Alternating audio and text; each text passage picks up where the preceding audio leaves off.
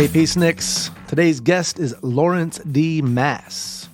He's a specialist in addiction medicine. He was the first to write about AIDS in the press, and he's the co-founder of Gay Men's Health Crisis.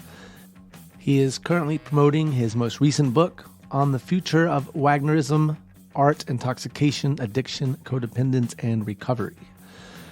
I had a great conversation with him. We got pretty political because there's a lot going on politically in our country right now, so we got into a lot of that.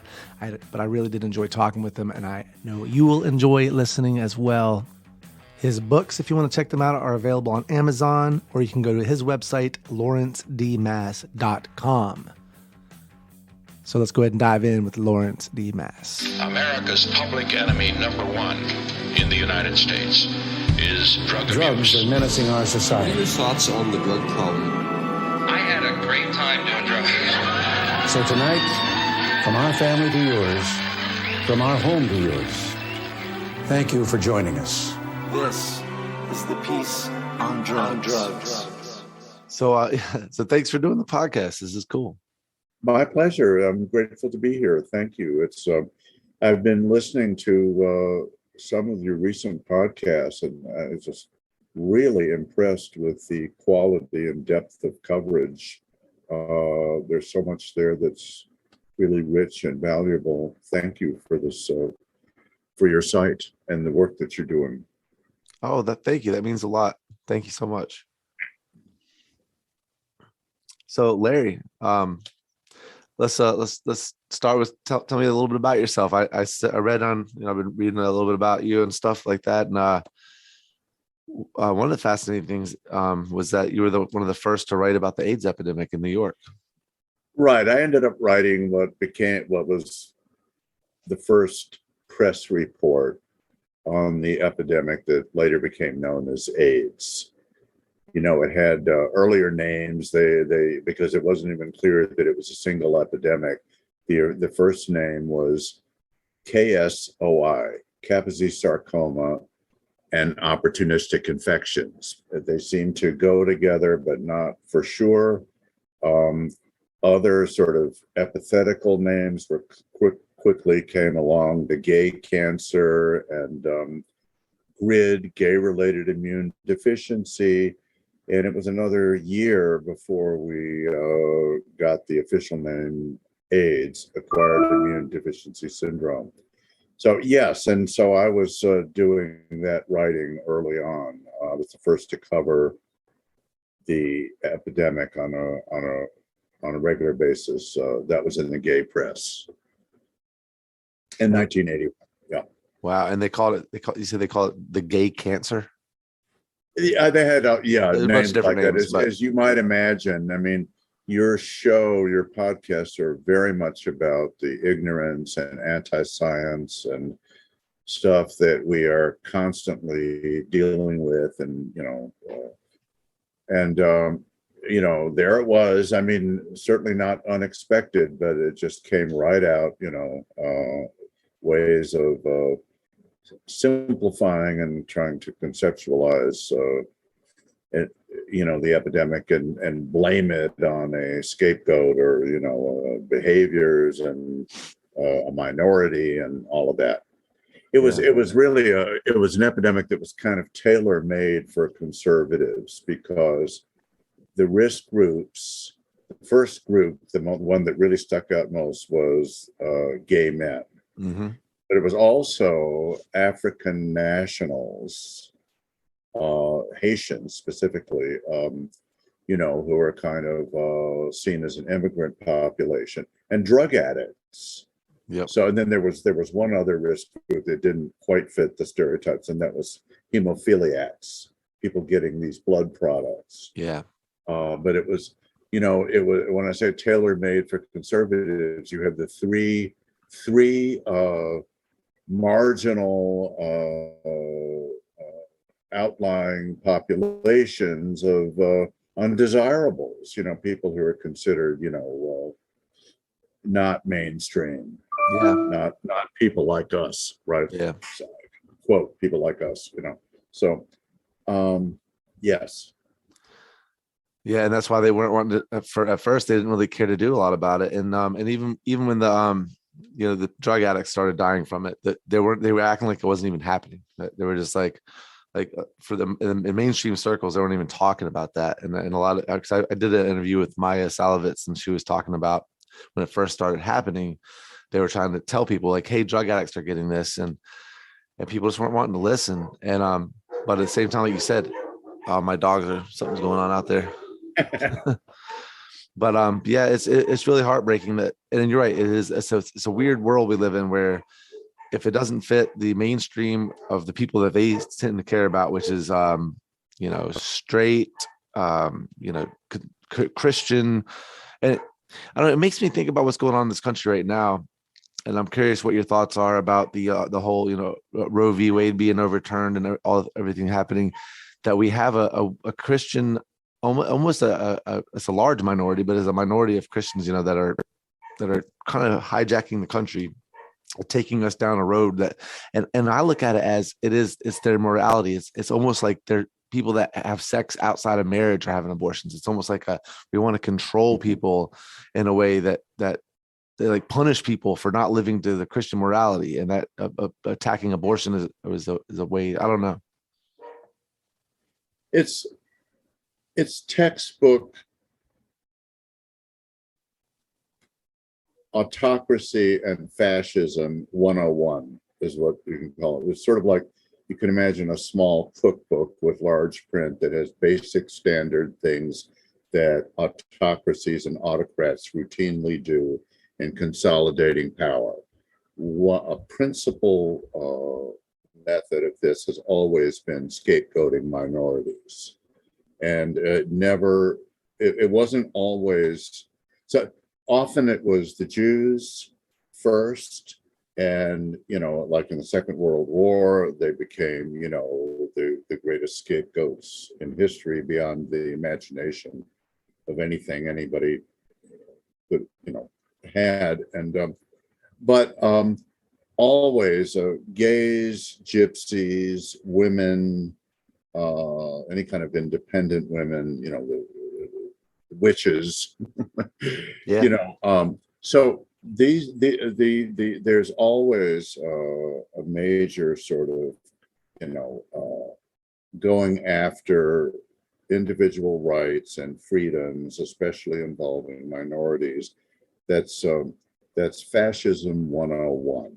And it's been repeated transhistorically, globally. It is something that is absolutely predictable. We are in the middle of an absolutely textbook example of all of this. It's happening on a global scale.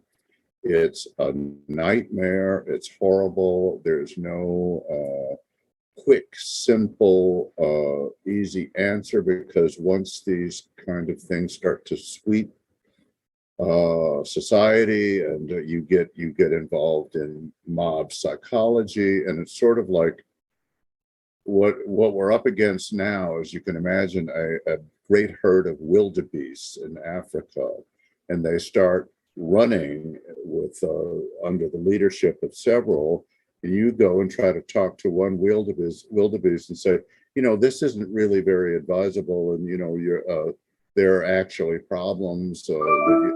I mean, it's almost hopeless when there's a stampede. You might call it like stampedes of stupidity. They're mob and herd psychology and behavior, and there's no simple. They're predictable. They have caused untold disaster and misery throughout history and across the world, and here we are with another one. Stampedes of stupidity is hilarious, but also terrifying. And when you think about it, like terrifying, utterly, yeah. And the problem is when you talk to a wildebeest, they just accuse you of being in your own stampede. They say, no, you're the one in the stampede of stupidity. It's not me. They don't see it at all. And I hate it because my whole family, I was raised very religious and very Christian, and I remember I protested abortion when I was like 12 years old. I didn't even really know what it was, but I was told it was baby murder. So of course I was well, we got to be against baby murder. So I held signs and didn't really understand it. And my family, when the Roe v. Wade got overturned, they celebrated, and they're a part of this culture. And I haven't even talked to them since it got overturned. I don't talked about any of this because I know it doesn't end well if I bring it up. It doesn't end with the actual debate and actual understanding that I don't know how to handle these kind of situations with my family. And well, the scapegoating of minorities is, again, sort of textbook, how to, like a cookbook. Another thing is the way you respond to critics, which you just got at.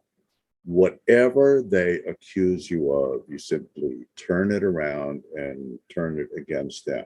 You make the same accusation against them. Never in history has there been a greater exemplar of this, as far as I know, I may be wrong, than Donald Trump. He's certainly in the vein of the rest of them, but I mean, he's, perfected this, whatever you accuse him of, he's going to just turn it back on you and say, you're the ones who are guilty of this. Yeah. So, so it's absolutely standard. It's absolutely predictable. Then there's propaganda. So there are major, techniques and patterns and things. All of them, there's nothing special or unusual about the current one. It bears striking resemblances to what went on in Germany between the wars in the build-up to World War II with Hitler and Nazism, and we're smack dab in the middle of it. Yeah, it's scary, and I think about just like all the symbols that people have. You think back in the Nazis, they had the Nazi symbols and they had the marches and everything, and now it's Trump flags. There's these, you see these. If you passed any of these, in the red hats, and I even see people with red hats that don't say Trump, and I'm wondering, is the red hat a symbol now? Just because I wouldn't even wear a red hat if it said. It has long been a symbol, just in the way you're describing. Absolutely. And have you seen any of these? Where are you at? May I ask you that? Are you in New York City? I'm in New York. Yeah. Yeah. So you probably haven't seen in New York City where I live in Southwest Florida. So when I was driving out a little bit into the country and past just what you call it, but a whole like parade of huge trucks, like pickup trucks with Trump flags, that just like about 15 or 20 of them just driving by you with Trump flags. Yeah, I mean, these, there's no question that this is being organized and promoted and perpetrated on a massive, I would say not just simply American, but global scale. And that, it's done with a great deal of sophistication, a great deal of persistence and energy.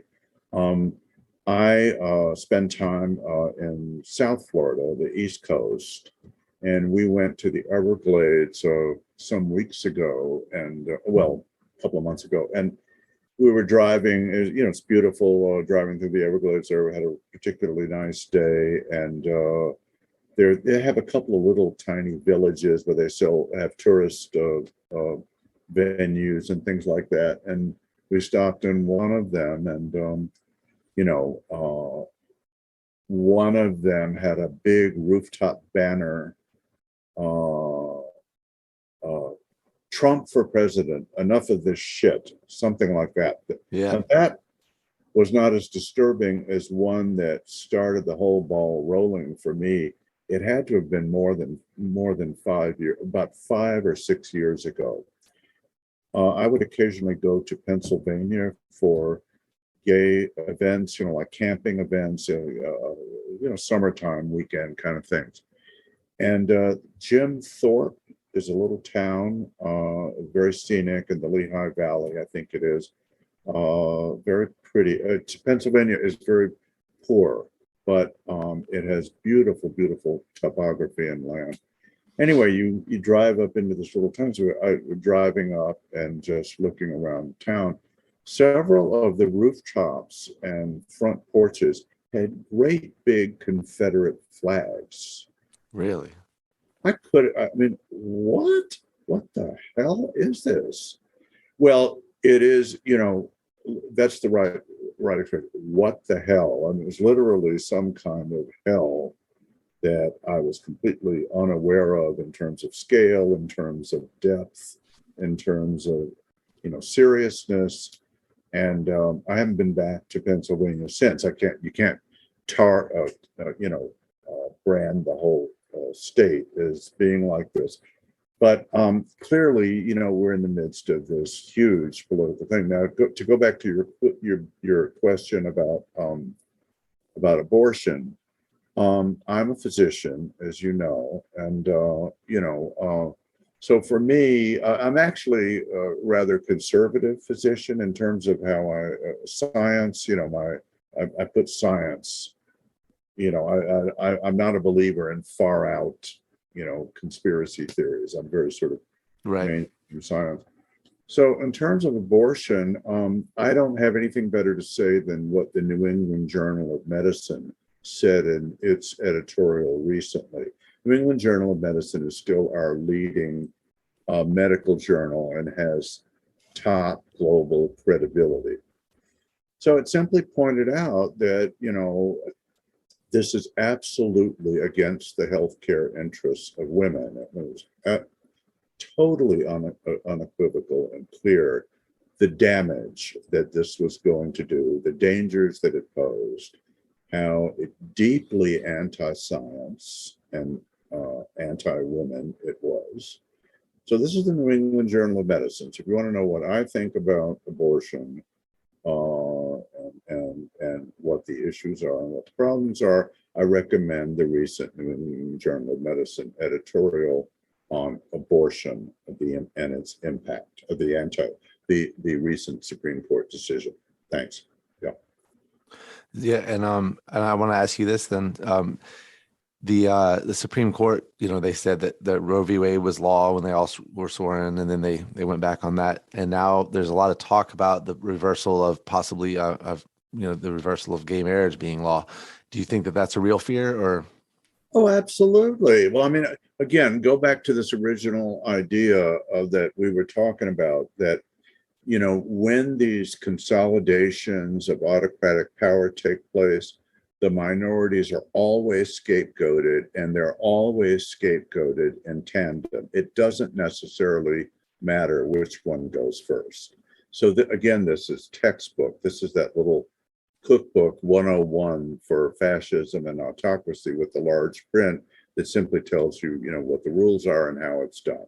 This is absolutely across the board. So you have all the confrontations with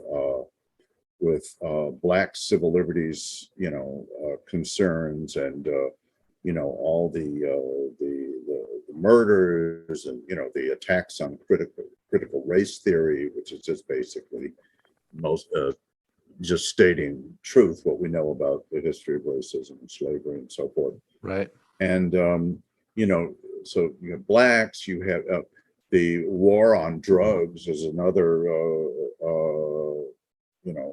prime example. I mean, drug addicts are considered, these they're considered like the way gays are, or poor people or minorities, just parasites who don't have their act together, and who are, basically,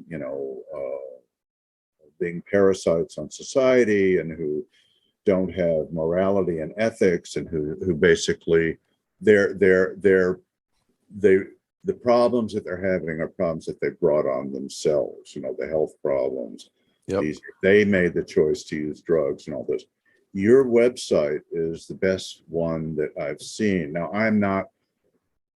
there are probably many others, very good ones. I don't know them that well. I have to confess that. I mean, this is getting into these websites and the podcast is still relatively new for me. But yours has a terrific number of, podcasts, interviews with interesting, informed people who are involved in various aspects of drug addiction, drug treatment, and who really lay out the issues of what we're dealing with. I heard on one, the I think we are really being set back decades in every major area of healthcare, of social progress, social integration, cultural evolution. We're going back to the dark ages. And again, that it doesn't work for anybody else, but it works for the top levels of autocracies and their leaders. Oh, I wonder what's in it for the people that are in the stampede, that, to use that metaphor again, like the people that I see that aren't rich, they don't have, like I saw, for instance, a guy that was living in a van down here on the water, living on the beach in his van, had a little camp set up, and he had a Trump sign on the beach that was now his property or whatever. And I just wonder what they think's in it for them when they're not getting anything out of any of it. Is unfortunately, again, it's that business of trying to reason with the stampeding wildebeest. I mean, they're not really being logical. They're not being thoughtful. They're doing kind of what they see others of their ilk and their people that they know or know of, or what they see. They're being handed simple. Again, fascism has always thrived. In fact, it's absolutely essential to have scapegoats for fascism to work. So you can't really do fascism without scapegoats. The scapegoats have to be big, they have to be serious, they have to be heartfelt, they have to be embraced, they have to be encouraged. So, maybe the biggest example of modern times is, the Jews in Germany and Europe. They don't have the exact equivalent of that now, but they have a complex of different scapegoats for all of us. Again, in Germany, when they went after the Jews, they went after the Jews really, really big time. But they went after all the others in tandem. I mean, they went after women, they went after gays, they went after, mentally ill or retarded people, political people, intellectuals, they went just about anybody you can think of. The Jews happen to be the primary and biggest scapegoat. Jews are not presently that level of scapegoat, but I think Jewish communities are being conservative Jewish communities are being very naive in thinking that that's not coming down the pike, and that it could get really, really big once again, as it has repeatedly in history. So right now has not been the optimal time for the fascists to pull the Jewish race card, but I think that that's altogether possible, that it still can happen. It's not something that is ideally in the strategy of Trump and Putin and their likes. Viktor Orban has been using it, but as you see around the edges of Trumpism in America, there's a lot of very serious anti-Semitism emerging at a level that has not been seen in decades. Really? So it's pretty serious stuff. Yeah. When I talk to my family about things like, about you talk about Palestine or something like that, because I've heard different journalists talk about things that were happening, atrocities happening to the Muslim population there. And my family is very Christian, and they are 100%, at least when it comes to that kind of thing, they stand with the Jewish community because of their Christian beliefs. And there's a very strong Jewish Christian alliance at this point. And it is part of the conservative success. What I'm trying to talk about, what I just said, is I don't believe that alliance is necessarily going to hold. And I think that conservative Jews who subscribe to this are maybe in for a shock at what the future might reveal. You know, Mussolini had a number of prominent wealthy Jews as his chief supporters. He was very involved with that. Every one of those people ended up dead except his mistress, who survived him and returned to Italy to write a book about him, praising him. So, Wow. Jewish woman. So I can't, if you are a minority person, or you have any reason to be concerned about your own freedom and civil liberties and that kind of thing, you're making a big mistake in thinking that the current movement is only going to get this group or that group and you're safe.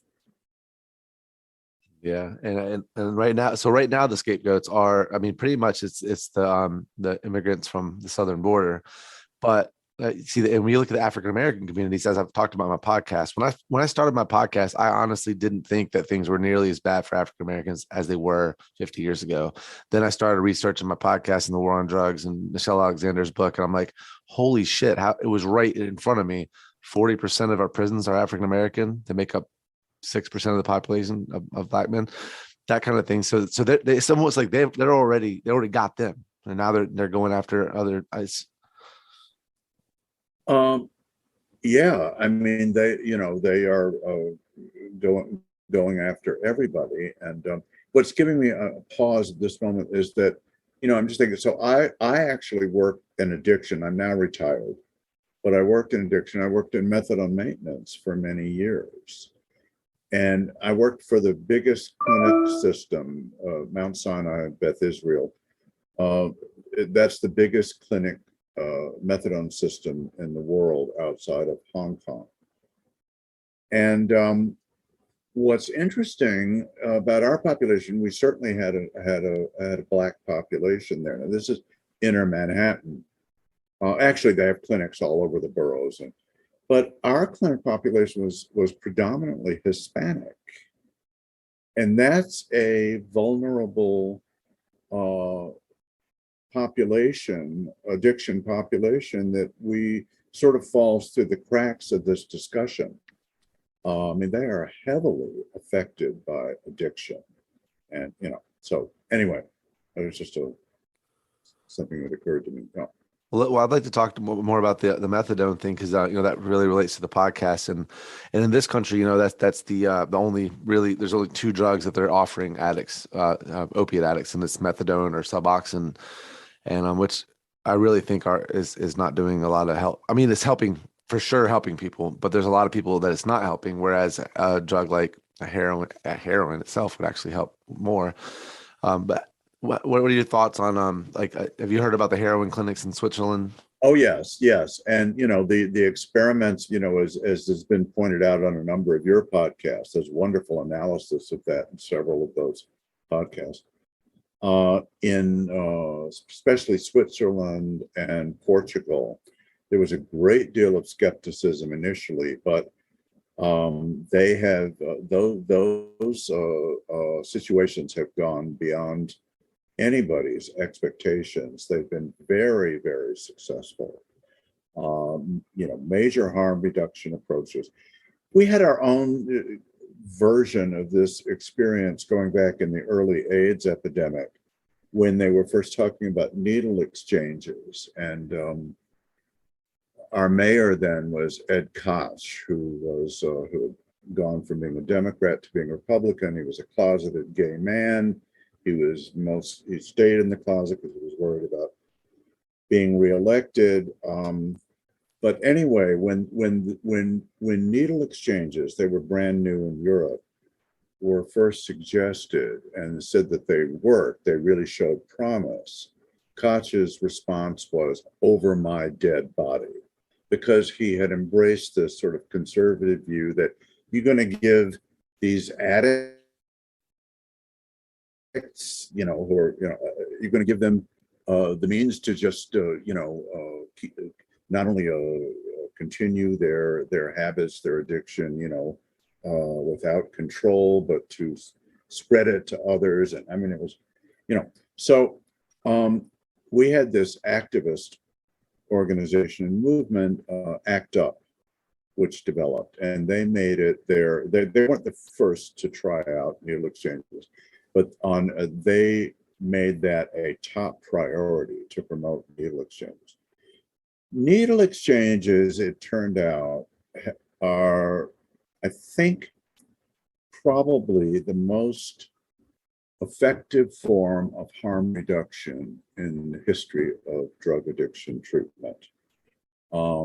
Nothing has been more impressive in reducing overdoses, in reducing the spread of disease. There were two major diseases that were being spread by needle use. One was HIV and one was hepatitis C. So this whole thing of, getting people out of any kind of shooting galleries was so urgent that it made the case for even people even chronic relapsers in the methadone system who were constantly diverting and using drugs and all of that. If they were in the shooting galleries 3 days less a month, 3 days less a month than what they had originally, that could prevent, countless cases of spreading of HIV and hepatitis C. So to say nothing about, overdosing. So even people who are in a lot of trouble and are not really being grossly or, helped to the level that other people might think they need to be, if they were in treatment, it was tremendous benefit to everybody. Now, can I take all of this, and I realize we're getting, when you're talking to me, you quickly get into issues of discursiveness, and I'm kind of all over the place. Wait a minute, where were we? Where's all this? How's this? Well, one thing I wanted to ask you is, you said about nothing's been more beneficial as far as harm reduction than the needle exchange programs. I just wanted to say though that's post prohibition. Before prohibition, I think the prescribing of opiates to addicts was even more helpful than a needle exchange program ever would have been. Yes, there were absolutely. I mean, the laws are completely draconian. They're anti-people. They only they cause worse illness and death in the ways that are talked about in your podcast at great length. But let me give you a little vivid example of where, to bring all of this back, as I was trying to say, of where we're headed with the autocracies. Okay, so so let's put this in perspective. The autocrat approach to drug addiction. So Duterte and the Philippines, you know about that, right? Oh yeah, definitely. So there was these are literally death squads. Anybody suspect for being, a drug addict or selling drugs or whatever, anything, just go out and kill them, and en masse. So I have no idea the numbers of people that were killed that way. Okay, in Mike Pence's Indiana, when Mike Pence was governor of Indiana, they started, that when the opioid crisis happened, they started getting more cases of HIV/AIDS. Mike Pence was dead set against needle exchanges because you're encouraging drug addiction.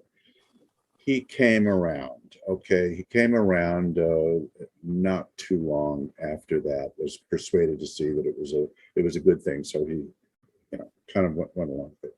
But the best example, the most vivid example of where we're headed in terms of shockers and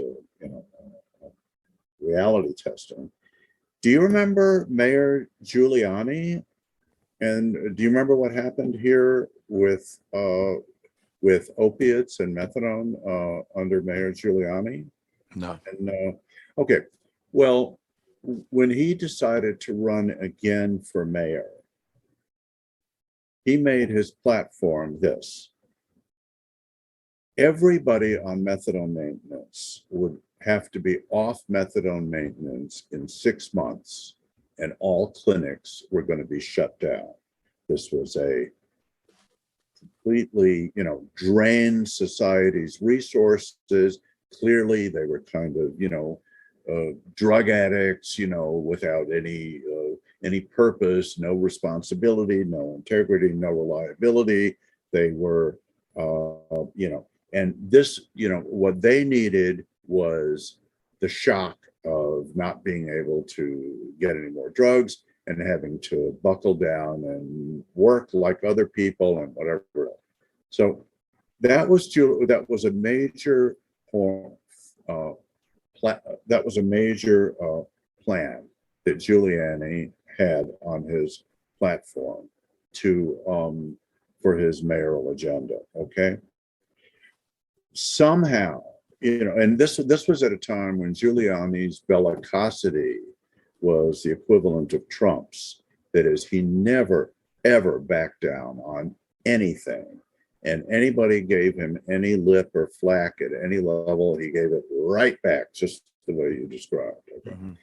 Somehow, somebody pulled him from behind the curtain, took him to the side, and managed to make him understand that that was going to be an absolute catastrophe at every level, including for him and his mayoralty. Mm-hmm. So effective, so across the board is that consensus that he just dropped it. We never heard about it. After making it his major platform, we never heard about it again. So, fortunately, but that doesn't mean it's not going to keep happening. Right. I mean, you have these complete crazos out there who's, they're, I don't know. Well, I talked to a fireman once before I was doing the podcast, and he was telling me about about how people would overdose in it would happen in like segments where you would have 2 months where no overdoses, and then all of a sudden you'd have 10 in a week, and it was because of fentanyl introducing. And he was this I don't know where he stood politically, but he basically said he wished he didn't have to save their lives, because if they just would all die, then we wouldn't have any problem anymore if they could just wipe them out. And it was the most ignorant thing I'd ever heard. And I was like, you realize that's not how addiction works. If they all died, there would just, the next wave of people coming into, of age as addicts would also have to die. And every generation this would have to happen. And this is the Duterte, this is his kind of thing. And our president at the time, Donald Trump, he praised Duterte's methods over there, said, well, if we were just a little harsher. Yeah.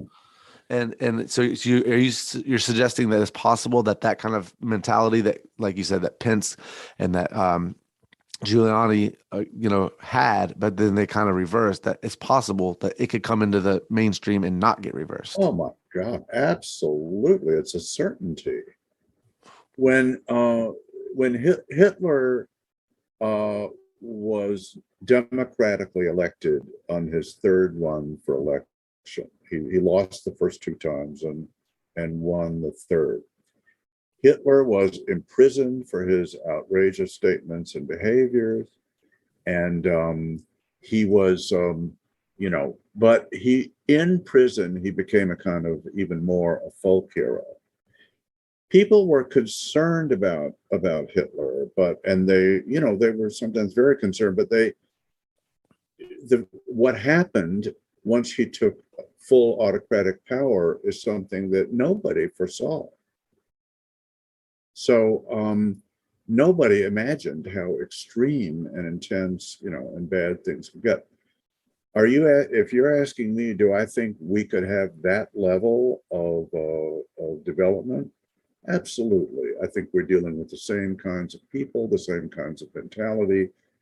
Trump, Putin, Orban, Duterte, Maduro. I mean, all these, Xi, all these extreme autocrats who, are increasingly emboldened, with their autocratic inclinations and behaviors. That's absolutely where we're headed. Now, in America, so how bad could it get? So let's say, apart from the global situation, in America, we have a history of these conflicts, and it's not a surprise that they were never resolved. and that so we ended up in a civil war. Can that happen again? I absolutely think so. I mean, I don't know how exactly it would work out, if we reconfigured. The optimistic picture there is that as bad as the American Civil War was, and it was awful, 700,000 people killed unnecessarily. It was just the worst, most awful thing. And despite that, the aftermath of the war was one that was, looked to the future of reconciliation and integration, despite endless setbacks, of which this is maybe the biggest of modern times. But so that's where we are. And one of my close friends actually is from New York City, and his theory with the whole Trump movement is that it is the rise of the South that they've been predicting forever. Absolutely. And it's not just in the South now. It's a lot of people from Ohio, but it's the working class whites, and it's the Southern mentality, the people that didn't want to go along, And I see that happening, and I definitely see it happening where I live. Where I live, my neighbor, as soon as the election was over, there was a Trump 2024 flag, flying. So that's weird because it used to be after, right before the election, everybody put up their political signs and political stuff, and then the election was over, and then they took it down, and then 4 years later, you'd see it again. Not this time. It's not none of the signs have went down. New signs are being made. New hats are being made. New phrases are being made. Let's go, Brandon. I work in restaurants and bars around here, and there will just be random chants where the whole bar will start chanting, "Let's go, Brandon." And it's very disturbing to me. It's very, again, reminiscent of what I would picture being in Germany right before the war started. Did you ever see the movie Cabaret? No. Oh, okay. That's a really outstanding movie about. It's based on a musical about this period for the war. Well, there's a scene in there that is exactly what you just described. They're in the bar and a beer garden, an outdoor beer garden, and you see this, somebody comes, a young Nazi soldier comes in and starts singing, and the public is galvanized, and all these, all this fascist stuff comes out. So again, go back to the wildebeest analogy. You can go to the wildebeest with all the logic in the world, and you can say, this isn't helping you. You're heading right for an area that's totally dry. They no longer have the fields out there anymore, and making a big mistake, and but it's going to keep going with the herd. Yeah. It's a scary thought, and I am wondering where the country goes. And also, I was thinking, because Donald Trump is very old. And I'm thinking, I guess, but the problem is, the way I see it is that what he's created it doesn't matter if it's him or somebody else. I think whoever takes, if say DeSantis, I think is a good shot at being the next Republican nominee and possibly president. I think that he doesn't become a rational Republican the way we've had in the past. He becomes he has to be the leader of the new movement, and he's going to go in that direction. And what do you think about that? I absolutely, I totally agree with that. With this one little caveat, for the biggest autocratic movements to have their biggest impact, you really need a genuinely charismatic leader. As uncomfortable as it is for me to have to admit this, I think that Donald Trump does fill that bill. He's an autocrat totally in the vein of Hitler, Stalin, leading autocrats of history. Putin also is such a figure. Castro was kind of such a figure. The others are autocrats, and they are ultra conservative, and they're fascist in various ways, but they don't have the same level of charisma. I think Ron DeSantis is certainly trying for that. Yeah. Viktor Orban has had considerable success. I mean, there are variations on the theme. Viktor Orban plays a kind of a sneakier, quieter, a little bit more complicated game, and has gone very far. But a lot of the others, Erdogan, and they don't have, I think, the full potential for a complete autocratic takeover and revolution like what happened in Germany. I think Trump is the figure of greatest concern along those lines. And for how old he is actually oddly very healthy, it seems. So. Yeah. And I do agree with what you're saying, that he is that leader. I remember I was in Key West in 2020. Me and my wife got married in 2020 in Key West, and I went into a store there, and immediately when I walked in, I overheard. I saw all the Trump paraphernalia when I walked in, and then I overheard a woman talking to the cashier saying, "Hey, you heard Trump's throwing a rally down here, in August or whenever." And she was like, "Oh yeah." And she's like, "Have you been to one?" She's like, "No." She's like, "Oh my God, they are intoxicating. You have to go." And when I heard the word intoxicating, talking about a political rally, it was that's the scariest word I could have thought of. It's like, yeah, it is. It's like going to a church event where you're just mesmerized. Yeah. The other analogy that comes to mind for me, I'm just telling you what I actually think about. I'm not trying to be specifically, extremely scurrilous in how I'm describing these people. I'm long well past feelings of real hatred or resentment. I mean, I'm just kind of, going with how I see things. But have you ever seen any of the zombie films? Yeah. Well, a couple of things to note about zombies. They get turned into zombies. They don't ever get turned back into normal people. They're rabid, they're thoughtless, they just like machines of aggression and evil, and but they're hopeless. I mean, they're not people. You can't deal with them by reason, or if you maybe change their, like you were mentioning about the guy who's out of work. So if you go to a zombie and say, "Look, I've got a job for you," that's not necessarily going to resolve the situation. I mean, Right. once a zombie, I think mostly they stay zombies. So yeah, and I saw it happen. It was very strange. Right after the election, I saw a lot of these. I don't want to call them zombies if they're listening, but for the analogy, when they were trying to say the election was stolen, I saw a lot of people kind of almost wake up for just a brief moment where they said, the democracy is not decided by the loser, it's decided by the votes. And people were saying these things, and they were like, "I support Trump, but I don't support stealing democracy." And they were saying these things. I was like, oh, rationality is coming alive. But it lasted for a brief moment, and then they all started to believe the lie, and they all turned right back into it and go, "You know what, there's a lot of questions here. I'm actually now I'm questioning a democracy." And one of the tweets that Trump said that released was the most scary tweets was, the Department of Homeland Security said it was the most secure election we've ever had. And Trump tweeted that and said that was because of him, thanks to him, that it was so secure. But in the same tweet, he said it was stolen.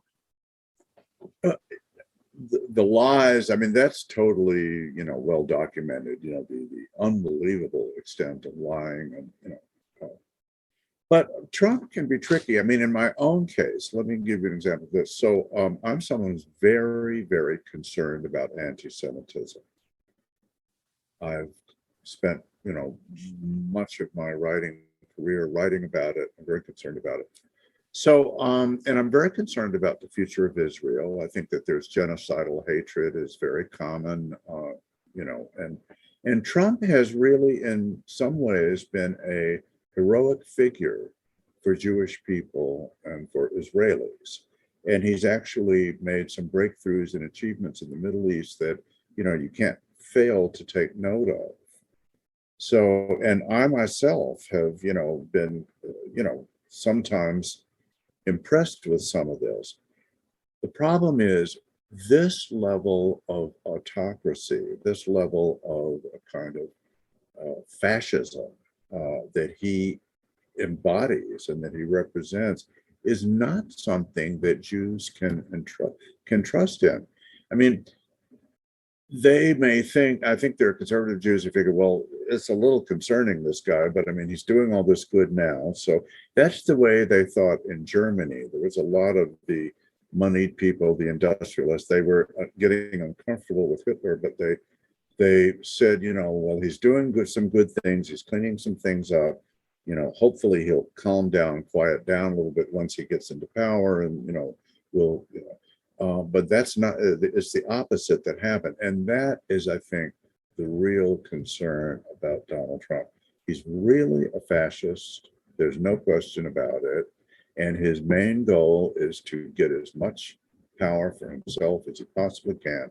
He'll do anything and everything to do that. And if eventually, at some point, that means playing the race card, and in this case, I'm talking about anti-Semitism, do you think he's really going to hesitate to do that? I mean, it's a scary thought. I was watching the debates when he was throwing what I consider the most softball question of all time is, will you denounce white supremacy? I was like, oh, this is a Fox News softball question if I ever seen one. And then he didn't. And I was sitting there in shock. Like, how do you not just say, of course I denounce white supremacy? Boom, next question.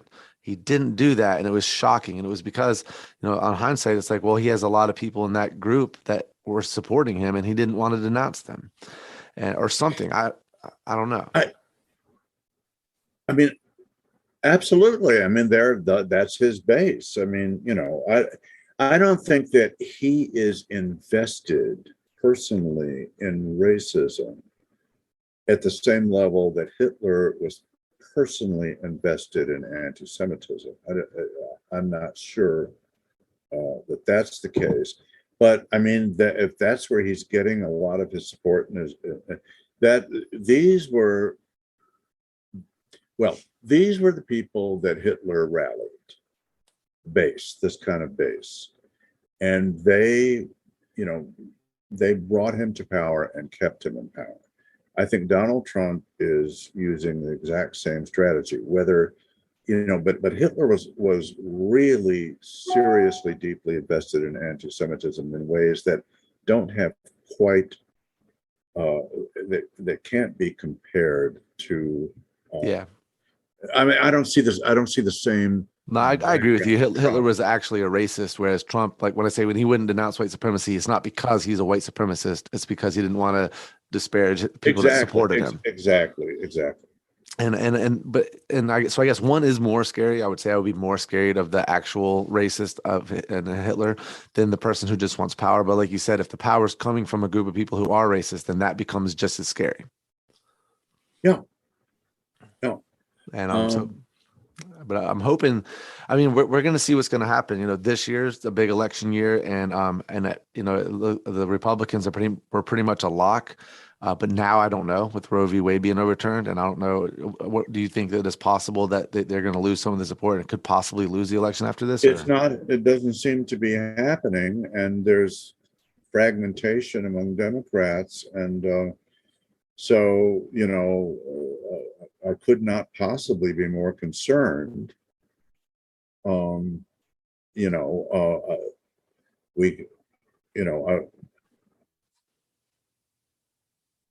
don't know how comfortable you are with prayer in terms of your own background. I'm very comfortable with it, and I'm going to start praying a lot more about this.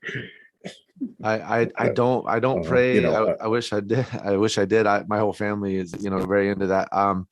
But I guess I should definitely, wouldn't hurt. I wonder what happens though. I was curious. Here's a question you might know more than me.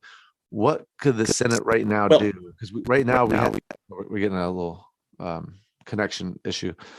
Can you hear me? No, we're frozen.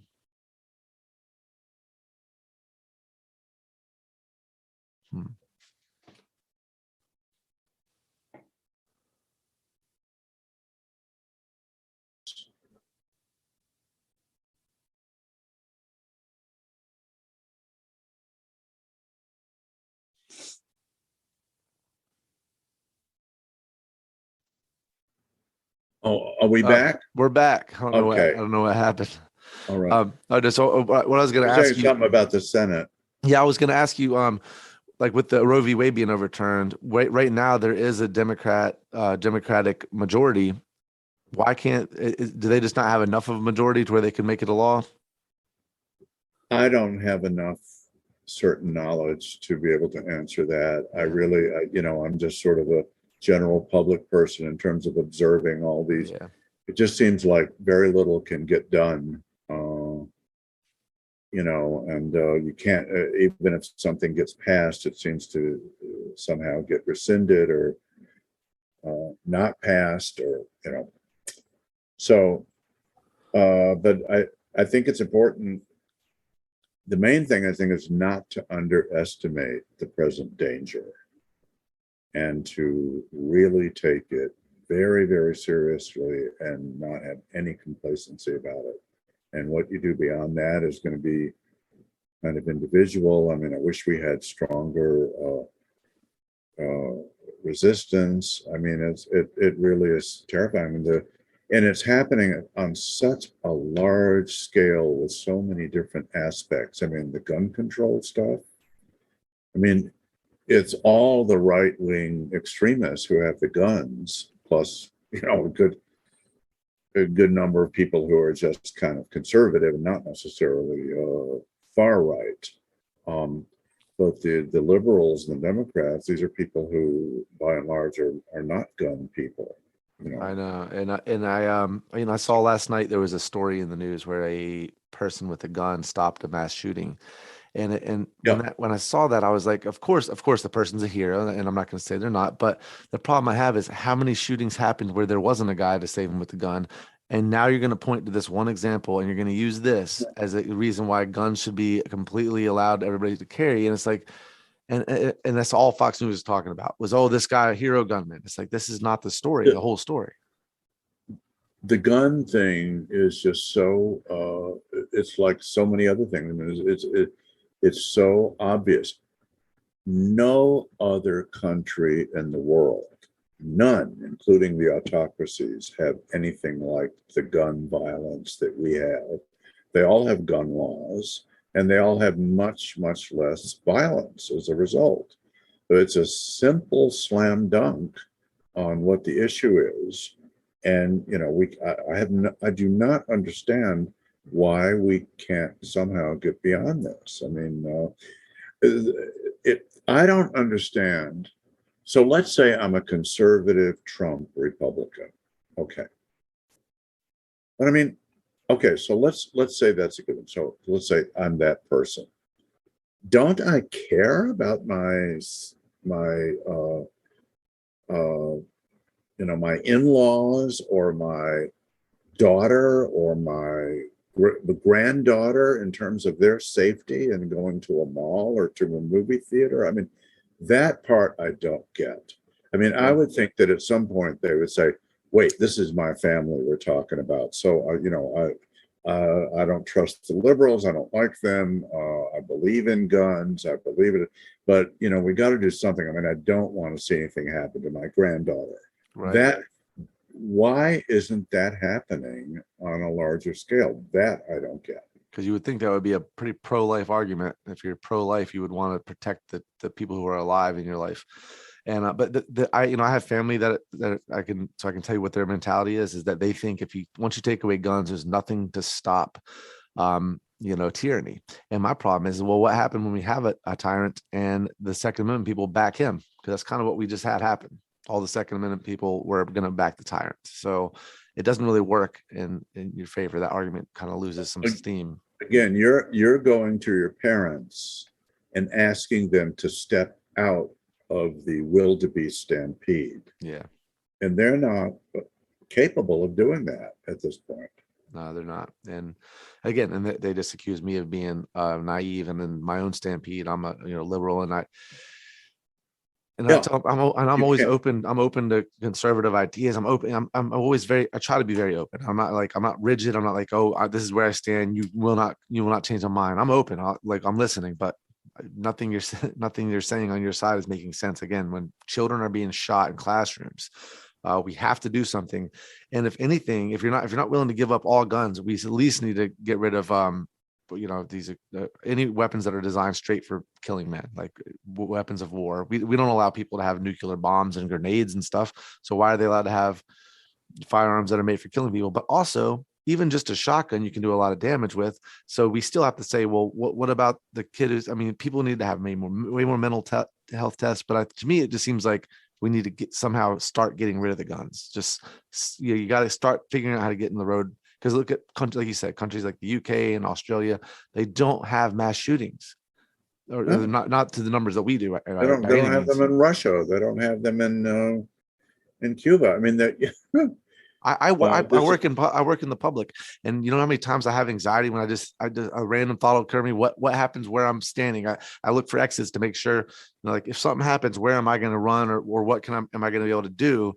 And of course, the conservatives say, well, you need to have a gun. Well, I applied for my carry permit and they didn't give it to me. I don't know why. I probably didn't fill out something right, but I didn't. The reality is I don't want to have a gun. I don't want to have to do that. But I thought about it, and it's like, well, why should that be my responsibility to have to shoot and kill somebody if it's just a weird world that we live in. Oh, I should have a gun. No, we should live in a world where that possibilities should be really minimized. The possibility but the reality is any person in this whole region I live in can go buy a gun and buy all the ammunition they want, and they can come anywhere they want and start shooting if they lose their mind. There's nothing to stop them. It's completely out of control, the whole thing. It's just but I no longer, I spent 4 years, the 4 years of Trump's presidency, being apoplectically angry, like every day. I mean, to the point that my life partner, who died earlier this year, who saw all this and totally agreed with me, he just said, you've got to contain it. I mean, and he was right. I mean, I'm sort of letting loose a little bit on this show, but otherwise I am not engaging at this level. I no longer, try to persuade people. I know, like the thing with your parents, I'm not doing that. I'm not doing that with I do actually still have some arguments, but in many situations I've just backed off because I'm not optimistic that anything I can say can make a difference. Yeah, I completely agree with you. And I have not talked to my parents about political stuff since the Roe v. Wade overturn. I haven't talked about it because I know that if I talk about it, I will not persuade them to disagree and I will not be happy with the conversation. So I just choose not to have the conversation. Yeah. And sometimes that's the best way. But with my parents, that makes sense. With my family, that makes sense because I'm not going to change their mind. But in general, on my podcast in public, I'm going to talk about it and I want to talk about it. And I want to, if I can change, because there are a few people that are still on the fence. And those are the people that you want to say, hey, don't fall on the other side of the fence, like stay on this side. But for the people that are already on the other side, like you said, they're already in the stampede. Yeah, you're not changing their minds. But the tidal wave of fascism that we're experiencing now is very similar to what happened in Germany. In 1928, the Nazis were still a fringe movement, and within a year, it suddenly had overwhelmed everything. And I think that we're in that kind of a place, and it just keeps getting worse and worse, and we don't seem to be able to stop it. It's a scary thought. And I'll say this: we're going to wrap up soon, but I don't want to end on such a dire note. Was there something we could add to this to end on a little lighter? Well, we didn't talk. we get so heated about all the stuff that's going on, but I think it's pertinent to the bigger picture of drug addiction and treatment. I mean, there's lots more to talk about there. And in terms of my own background and experience, it's pretty eclectic and covers a sort of large range of topics. I wrote a memoir. I've written 5 books. One of them is an anthology about Larry Kramer, who was the sort of leading figure in the AIDS movement and in the organization ACT UP, he and I were co-founders of the organization Gay Men's Health Crisis, and still kind of one of the leading AIDS information and service organizations. And,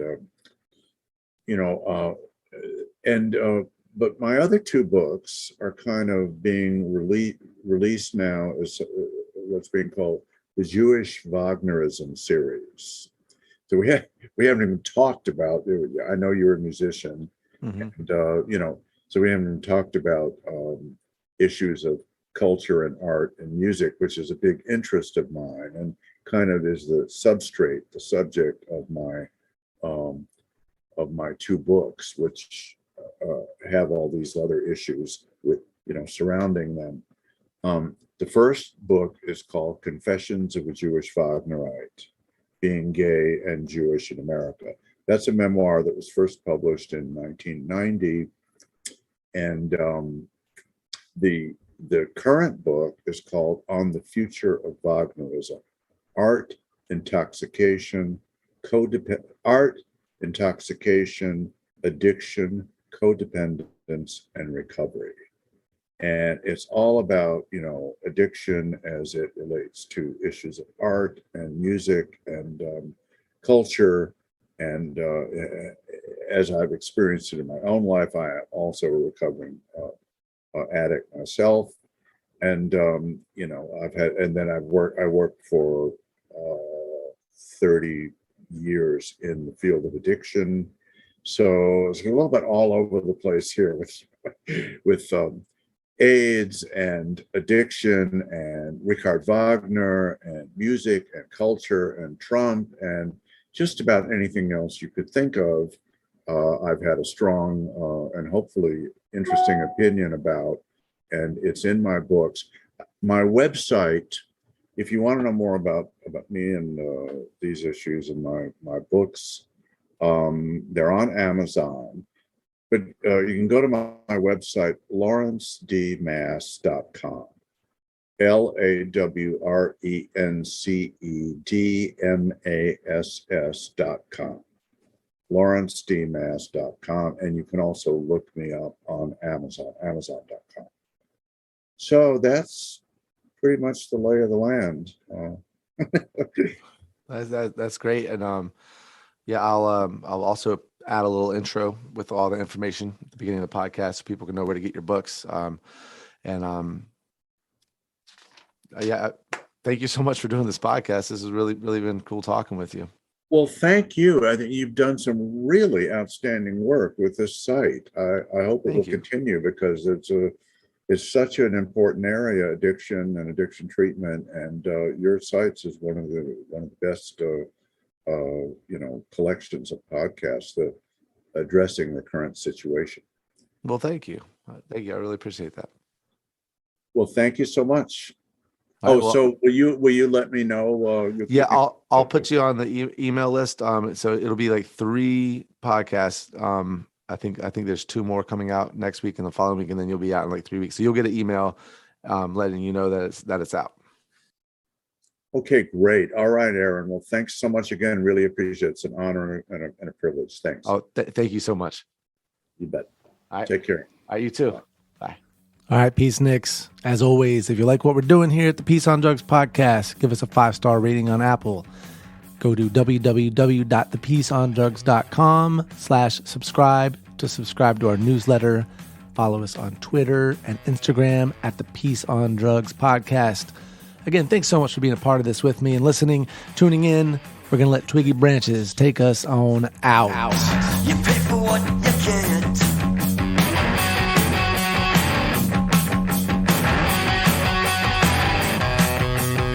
You pay for what you get when you align yourself with the phobia jet set. Bad head, bad high, moves hard, pocket in mind. No one sending love east to cocaine and smile and watching the sunrise, watching it all.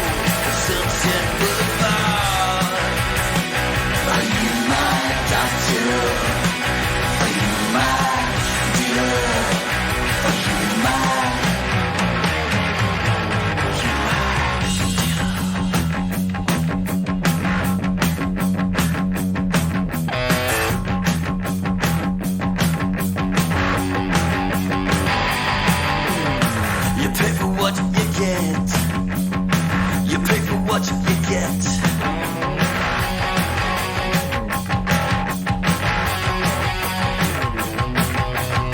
You pay for what you get when you align yourself with the Phobia jet set. Bad head, bad high, moves hard, by kept in mind. So there, set it in a breeze, and by the grace of God, I'll see the sunrise. I'll see the sunrise. Are you my doctor? Are you my dealer? Are you my doctor? Are you my dealer? Are you my doctor? Are you my dealer? Are you my doctor? Are you my doctor?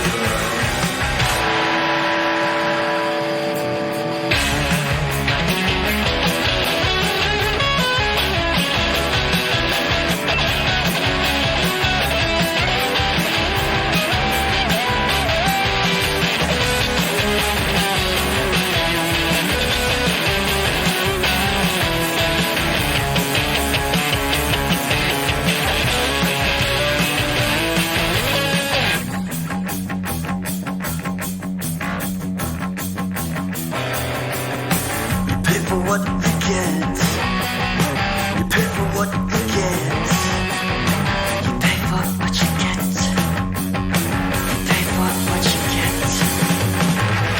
Are you my doctor?